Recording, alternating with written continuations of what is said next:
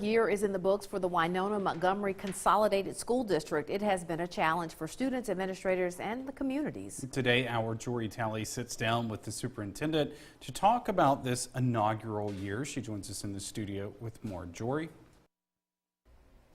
As we all know, change is never easy. After obstacles and accomplishments, the first year for the Consolidated School District is now in the books. And the district's leaders say even with the turmoil, there has been great success. I started here in 2013, and the first consolidation bill came out about Winona in 2013. And 2 years later, the next one came out that included Winona, Montgomery County, and Carroll County.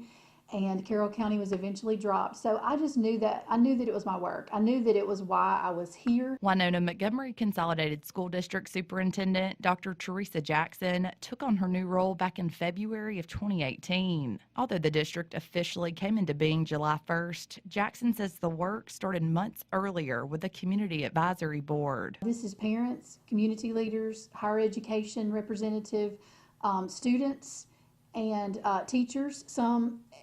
And what's interesting is 7 members had to be approved by the former Montgomery County School District, and 7 members had to be approved by the former Winona School District. So I have this 14-member team that meets with me monthly and gives me ideas about what we are doing right and gives me suggestions for what we could do better. Even with that involvement, there have been obstacles, even lawsuits, but people are starting to come together. Now all of that has kind of died down. We do still have the Department of Justice has been paying close attention to what we're doing and making suggestions, and so we've been working with them as well. But we feel like we're getting close to the end of the litigation and the legal issues so that we can just have school. The seasoned educator says before the district became one, they were 2 small districts with their own financial challenges. Even putting the 2 districts together, it didn't alleviate a lot of those challenges, but it did give us some additional resources.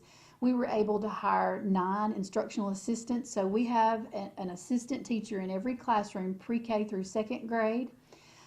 We were able to go back to a full-time librarian at the high school. The logistics of physically bringing the students together hasn't been easy either. Because we went from being a city school district to being a county-wide, and so all of the challenges with how to get kids to school quickly and safely on those county roads, going in and making sure bus repairs were done, replacing batteries and tires and things like that. Additional teachers were brought in, including familiar faces from both districts. It was what was right for kids in all of Montgomery County, because all of the students made new friends.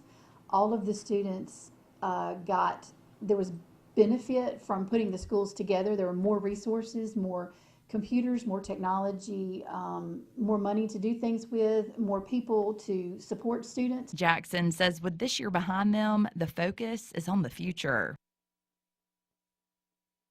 Jackson says she has an open door policy for anyone that has concerns about the schools. She also says the district is working on ways to improve bus routes for the upcoming school year.